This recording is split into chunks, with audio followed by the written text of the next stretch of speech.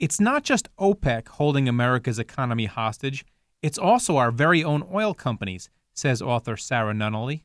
We feel that some of the oil companies, by not paying as much taxes as they should be, are holding our economy kind of hostage right now. And we could use the money. Every little bit helps, and between 15 and 35 billion a year, that's how much these tax breaks could impact our bottom line. How is the U.S. government keeping us hooked on cheap foreign oil? Well, it has to do with those tax breaks we talked about.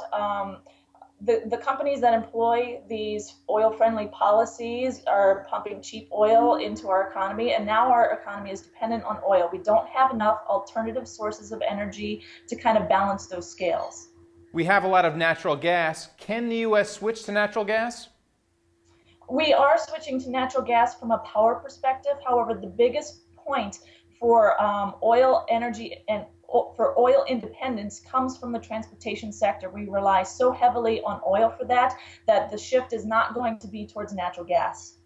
The administration has backed some solar companies with federal dollars. Those solar companies, however, have gone out of business. How viable are the alternative energy categories like wind and solar?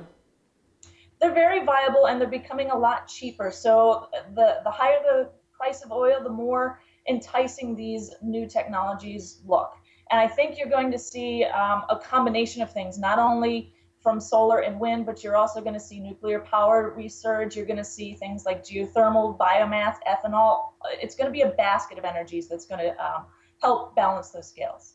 And in the meantime, how can Americans profit from or keep themselves financially protected from these barbarians of wealth? Well, one of the simplest ways is to buy oil companies. However, when that tipping point comes, when moving towards alternative sources of energy becomes a big thing, you need to have yourself positioned in some of those key technologies. We like battery technologies for hybrid cars and things of those natures. I think those kind of technologies will really help position you for that tipping point. And while investing in the barbarians of oil may seem contradictory, Nunnally says it's the only way, at least for now.